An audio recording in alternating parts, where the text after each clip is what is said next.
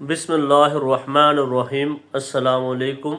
آج ہمارا موضوع ہے حضرت زمرہ بن ابو العیس یا ابن العیس رضی اللہ عنہ کی ہجرت۔ حضرت سعید بن جبیر رضی اللہ عنہ فرماتے ہیں کہ جب یہ آیت نازل ہوئی، جس کا ترجمہ یہ ہے، برابر نہیں بیٹھ رہنے والے مسلمان جن کو کوئی عذر نہیں، اور وہ مسلمان جو لڑنے والے ہیں اللہ کی راہ میں اپنے مال سے اور جان سے۔ مکہ کے مسکین مسلمانوں نے اس آیت سے یہ سمجھا کہ ان کو مکہ میں رہنے کی اجازت ہے، گو جہاد میں جانا افضل ہے۔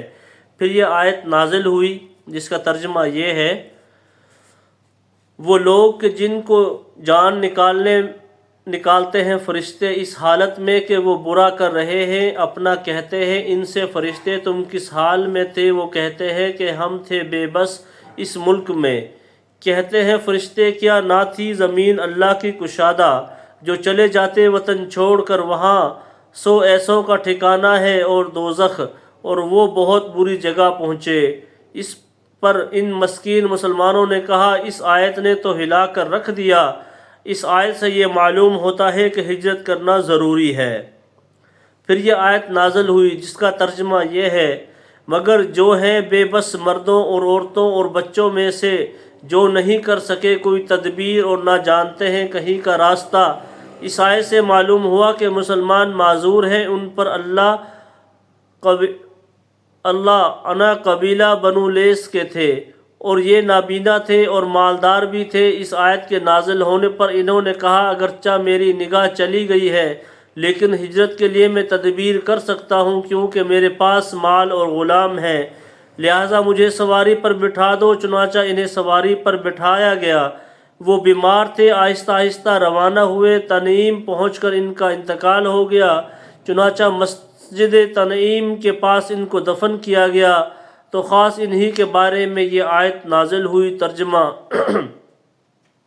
اور جو کوئی نکلے اپنے گھر سے ہجرت کر کے اللہ اور رسول صلی اللہ علیہ وسلم کی طرف، آ پکڑے اس کو موت تو مقرر ہو چکا، اس کا ثواب اللہ کے ہاں، اور ہے اللہ بخشنے والا مہربان۔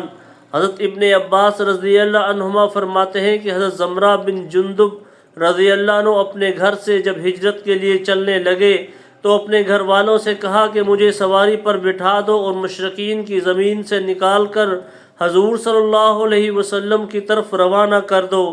چنانچہ یہ روانہ ہوئے، لیکن حضور تک پہنچنے سے پہلے ہی راستہ میں ان کا انتقال ہو گیا، جس پر یہ آیت نازل ہوئی۔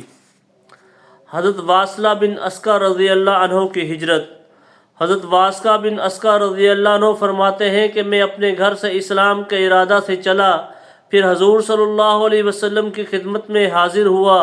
آپ نماز میں تھے، میں بھی آخری صف میں کھڑا ہو گیا اور میں نے ان مسلمانوں کی طرح نماز پڑھی۔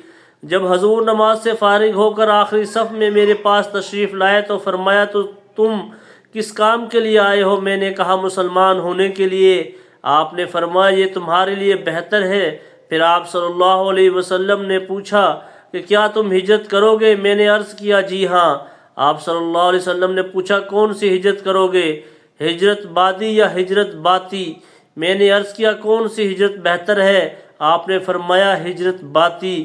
پھر آپ صلی اللہ علیہ وسلم نے فرمایا ہجرت باطی یہ ہے کہ تم رسول اللہ صلی اللہ علیہ وسلم کے ساتھ یہاں مدینہ ہی میں رہنے لگ جاؤ، اور ہجرت باطی یہ ہے کہ تم اپنے گاؤں واپس چلے جاؤ۔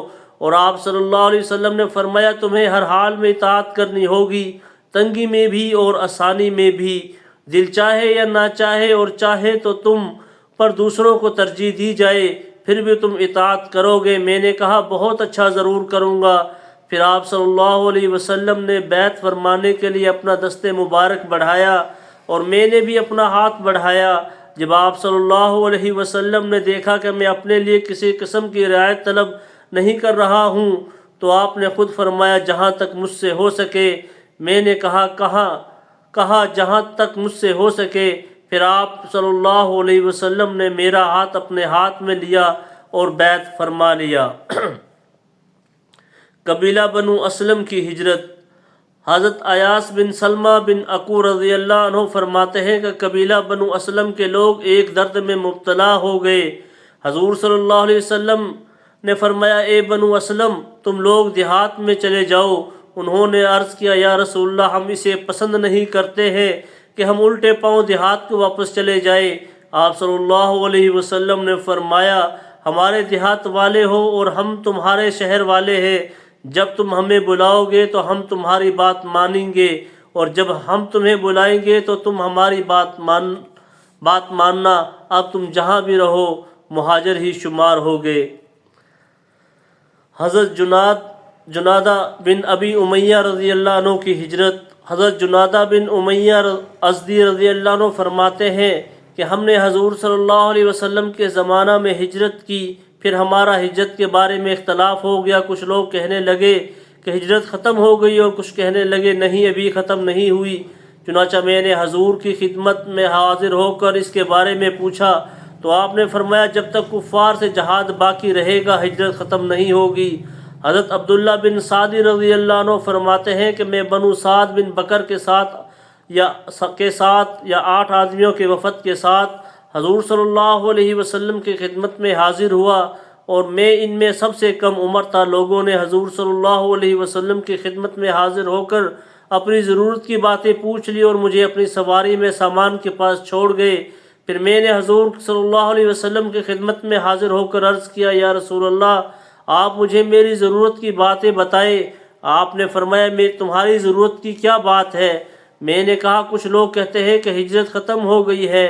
آپ صلی اللہ علیہ وسلم نے فرمایا کہ تم سب سے عمدہ ضرورت والے ہو، یا فرمایا کہ تمہاری ضرورت ان کی ضرورتوں سے زیادہ بہتر ہے۔ جب تک کفار سے جہاد کا سلسلہ رہے گا ہجرت ختم نہیں ہوگی۔ جو کچھ پڑھا اللہ تعالی ہم سب کو اس پر عمل کی توفیق عطا فرمائے۔ السلام علیکم۔